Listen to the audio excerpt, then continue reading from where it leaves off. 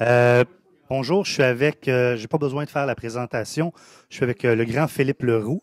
Est-ce que tu es encore chez Oui, je Pheromone? suis toujours le président de Pheromone. Excellent. Et parle-nous un peu de ce qui se passe en ce moment chez Pheromone. On est au mobile, donc qu'est-ce qui se passe au niveau mobile chez Pheromone Ben, en ce moment? je dirais, puis c'était l'objet de ma présentation, c'est que pour Pheromone, il n'y a pas de marché mobile, il y a un OK, marché d'interaction. OK. Euh, Quand on regarde du côté technologique, on a d'un côté les iPhones, de l'autre côté l'Android, les smartphones, les tablettes, les ordinateurs, puis on a les mini-tablettes, puis on a les smart TV qui s'en viennent. Fait que là, justement, quand on regarde du côté technologique, on a plein de nouvelles patentes Mhm, interactives. Et on a des grands débats pour, aujourd'hui, il se vend plus de smartphones que de PC, donc le PC est mort. Sauf que mhm, quand j'ai demandé dans la salle tout à l'heure, tout le monde avait un smartphone, tout le monde l'utilise intensément, mais tout le monde a toujours un ordinateur. mhm. Fait que nous, on sort de cette logique technologique-là, où on essaie de ne pas embarquer dedans, et on se dit, mettons-nous dans la peau de notre client, l'entreprise, ou mettons-nous dans la peau du consommateur, l'utilisateur final. Et, et, et le client, lui, il est face à un écosystème interactif. Il est OK. face à un univers où ses clients utilisent le web, utilisent le mobile, utilisent les tablettes, vont utiliser les smart TV. Certains utilisent des produits Android, d'autres des produits iPhone. Puis des fois, c'est, regarde, moi j'ai un Android pour mon téléphone, mais j'ai un iPad comme tablette et puis j'ai un Dell comme PC. Fait que c'est cet univers-là. Donc c'est un écosystème qui est totalement multiplateforme. Et donc, justement, nous, ce qu'on expliquait, c'est qu'à continuer à essayer de pousser le mobile pour le mobile et à faire comme si le mobile était un domaine au Mhm. niveau du marché, non pas au niveau des technologies, on emmène les entreprises dans une situation où elles vont investir beaucoup, des choses qu'il faut qu'elles réinvestissent sur les autres espaces d'interaction et qui vont créer ce qu'on appelle une bulle. OK. Ok, aujourd'hui, Qui, quand elle va exploser, ça va être. aujourd'hui, c'est très simple de vendre une application mobile parce qu'effectivement, c'est smart, c'est in, c'est nouveau, tout le monde y croit. Puis ça, effectivement, il y a une réalité. Le smartphone se développe à une vitesse folle. Mhm. Mais quand dans 2 ans, ils vont dire, OK, mais j'ai mis 30 000, 50 000, 60 000, plus les coûts de maintenance, plus les coûts d'évolution, plus les coûts sur 3 ans, et qu'est-ce que ça m'a rapporté? Ils vont dire, on tire la plug là-dessus. Ils vont dire, on tire la plug là-dessus. Ils ne vont pas dire, on l'a mal fait. OK. Fait que le message que je passais aujourd'hui, c'est dire non. L'entreprise, elle deal avec des consommateurs et les consommateurs utilisent un ensemble d'appareils dans un ensemble de contextes pour différentes finalités. Et ce qu'il faut, c'est se doter d'une stratégie d'interaction. Donc, pensez comment l'entreprise peut atteindre ses objectifs d'affaires en rejoignant les objectifs des utilisateurs et en tenant compte des contextes et ensuite des plateformes qu'ils ont utilisées dans quel contexte. Il faut partir du marché, de l'utilisateur, de ses objectifs, des contextes d'utilisation. Et après, je dirais, la dimension de la plateforme devient un détail technologique dans cette approche-là. On voit que tu connais ta Oui, matière. Ce que tu expliques un peu, c'est de faire abstraction de ces combats de plateforme-là, parce que de toute façon, vous considérez qu'il y en a qui vont disparaître, il y en a des nouveaux qui vont réapparaître, il y a des nouvelles données, que ce soit les Google Glass dans quelques années qui vont apparaître, ou bon, on a entendu d'autres compagnies qui vont en sortir, ou que ce soit une puce comme dans H+, qui soit injectée dans notre peau.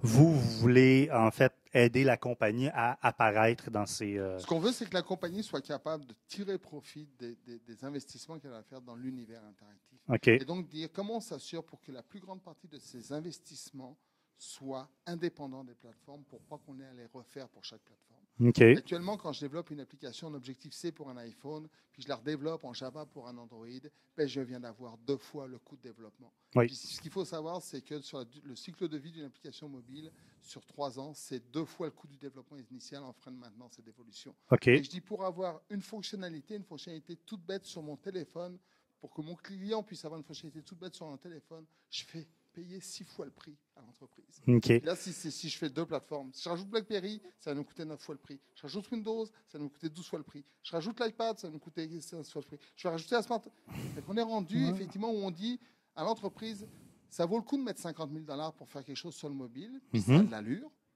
Mais à la fin, c'est pas 50 000, ça va lui coûter. C'est 1 million pour avoir le même résultat. OK. Juste parce qu'on n'a pas géré le multiplateforme. OK. Sinon, la solution multiplateforme qui serait web, j'imagine, Non, ou non. pas Nous, ce qu'on nécessairement? dit, on n'est pas du tout, on sort du combat d'église, là, web OK. contre natif, c'est de dire, il faut que toute ta stratégie, OK. toute ton architecture d'application, toute ta conception de l'application soit faite indépendamment des plateformes. il y a deux morceaux où effectivement il faut tenir compte de la plateforme. Premièrement, c'est au niveau de l'interface, parce que l'utilisateur, lui, l'expérience qu'il veut, elle est propre à la plateforme.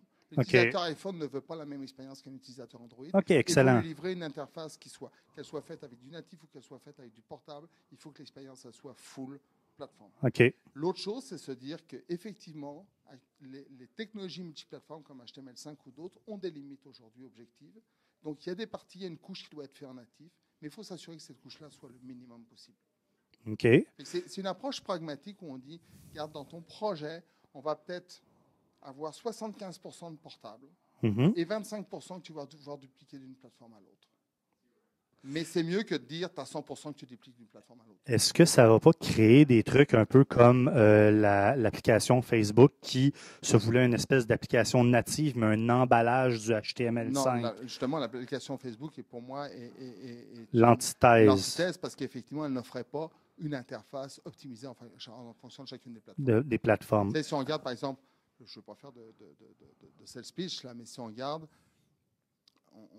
l'application qu'on a livrée récemment pour l'ONF, le Pixtap, qui est une application qui permet de faire du stop motion sur son iPad. C'est une application, quand tu l'utilises, l'interface, elle est full Apple. Mais pourtant, toute la couche d'interface a été faite avec du HTML5, du PhoneGap et des technologies portables. Mais en même temps, il y a une partie de cette application qui a été développée en code Objective-C parce que tout ce qui est gestion de la performance, gestion de la mémoire, tu es capable de traiter et de t'amuser à faire des montages et à jongler avec 3500 photos, haute résolution là-dedans. Ça, regarde, les technologies portables ne permettent pas de le faire.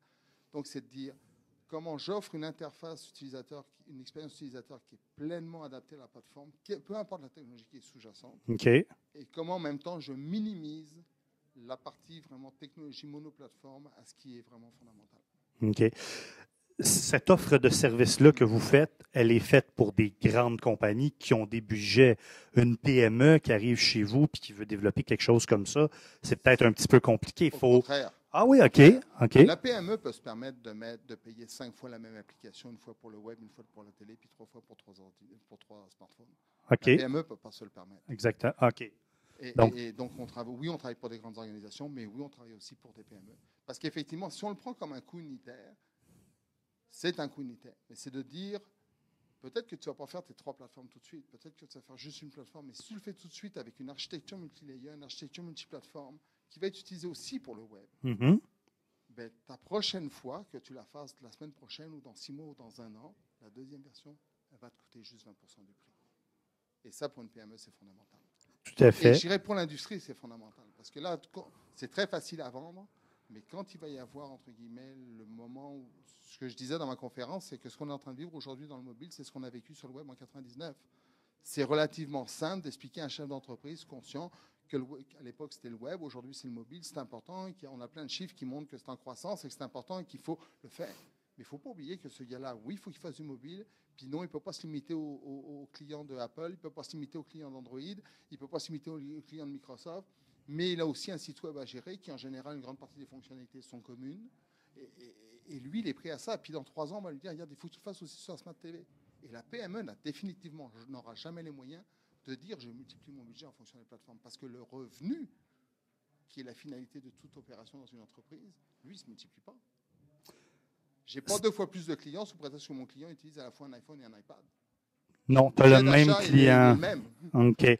Tu parles du Smart TV, donc tu parles de publicité, de placement de compagnie sur le Smart TV? Regarde, pour moi, le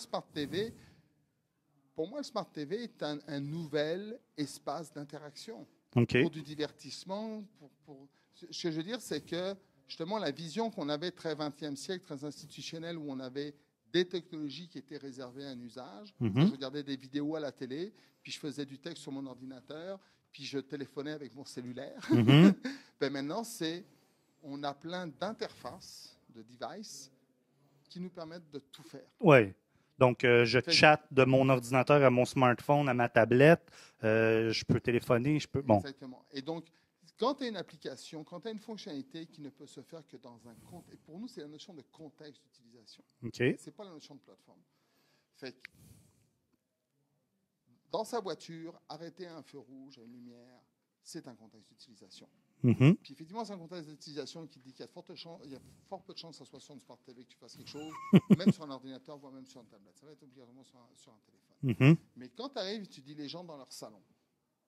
Ben là, les gens dans le salon, c'est de moins en moins le PC, c'est beaucoup la tablette, Ouais. c'est un peu le smartphone et ça va être la Smart TV. Qui va permettre deux panneaux, on le voit là, apparaître chez Puis Samsung. quand tu dis les gens au bureau, ben, les gens au bureau, s'ils sont derrière le bureau, ça va être l'ordinateur leur principal. Parce que je crois bien, il n'y a personne qui a mis son ordinateur là. Non, non du tout.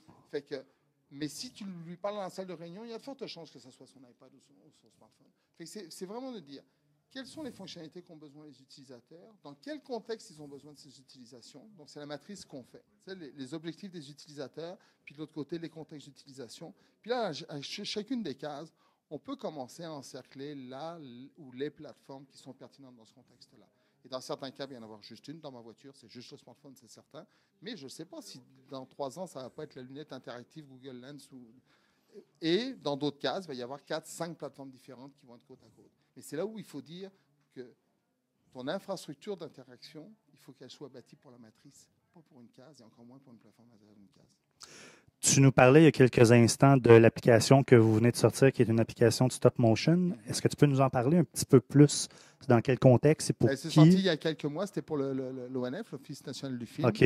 En fait, c'est une application de M-Learning, de mobile learning, OK. qui a été faite, qui a été d'ailleurs parmi les applications vedettes quand Apple a lancé son U-Store, là, sa boutique spécialisée éducation. Et c'est une application qui permet à des gens, et autant dans un contexte scolaire que dans un contexte de formation personnelle, d'apprendre vraiment. Avec ton iPad, tu peux prendre des photos, tu peux les scénariser, tu peux les supprimer, tu peux les mettre dans l'ordre que tu veux, et tu peux te monter un stop motion, tu vas régler la rapidité, tu vas être capable d'intégrer une banque son, tu vas être capable d'intégrer un générique. Fait que c'est quelque chose qui permet de se créer un stop motion pour quelqu'un qui n'y connaît rien, qui n'a pas les outils, etc. OK. C'est intéressant, c'est un produit de e-learning. Je suis allé à HeadCamp il y a quelques semaines de ça, qui est un tout petit événement qui a eu lieu dans une école secondaire ou même primaire, en fait. Et je ne sais pas si tu les connais, c'est la gang de High Class qui était là, qui ont chapeauté l'événement. Je suis allé à une présentation qui était une présentation qui s'appelait WePad. Donc, c'est un professeur qui, tout seul, dans sa classe, a essayé d'intégrer des outils technologiques pour essayer d'accrocher les garçons, a une Wii d'installer pour que les plus pleins d'énergie, disons, de la gang, ils puissent aller les vider un peu de leur batterie parce qu'ils sont assis trop longtemps, se chargent. Et il nous donnait en fait une liste d'applications que lui avait trouvées. Et il ne trouvait pas vraiment de ressources qui pouvaient lui dire en éducation. Tu sais, dans le iStore, dans le iTunes Store, il y a une section qui dit éducation. Elle n'est pas bien représentée au niveau francophone, ci, ça. Donc, comment Pheronome s'est débrouillé pour peut-être aller pousser cette plateforme e-learning-là vers... On n'a malheureusement aucun mérite là-dedans. C'est vraiment l'ONF qui a porté ça. C'est vraiment un projet qui a été commandé et qui a été réalisé par l'ONF. Okay. L'ONF a présenté l'application à Apple. On sait que l'ONF a fait plusieurs success stories sur iPad et iPhone. Donc, ils ont une relation particulière. Puis Apple a été vraiment enchanté par l'application et donc a décidé de la pousser en avant. Okay. L'application est accessible mondialement. Elle est gratuite au Canada. Okay. Elle est payante sur le reste du monde. Excellent. C'est comme des avantages, nous, payeurs de taxes. Ça nous donne accès à l'utilisation gratuite, mais en même temps, les gens de l'étranger sont obligés d'aider à financer. Fait que c'est une très bonne approche, mais c'est vraiment l'ONF qui a fait un travail fabuleux là pour... Puis, est-ce que tu es un petit peu au courant, justement, des chemins qu'ils ont pris pour la promotion? Excellent. Dis-nous, toi, tu es personnellement, sans parler du discours, t'es Mac, t'es PC, t'es Android? Ben écoute, moi, j'ai un téléphone Android, un iPad à la maison et je travaille sur un Dell. Donc, autant au travail que dans tes loisirs, tu continues à être multiplateforme. Oui. Les lunettes bientôt, la Smart TV l'année prochaine, tu vas être là aussi. Oui. Excellent. Merci beaucoup, Merci Philippe, ça fait plaisir. Passe une bonne fin de Mobiz et puis on continue à se tenir au courant puis à rapporter aux gens de Mac Québec en fait les innovations que vous apportez. Bonne continuation dans votre beau travail. Merci.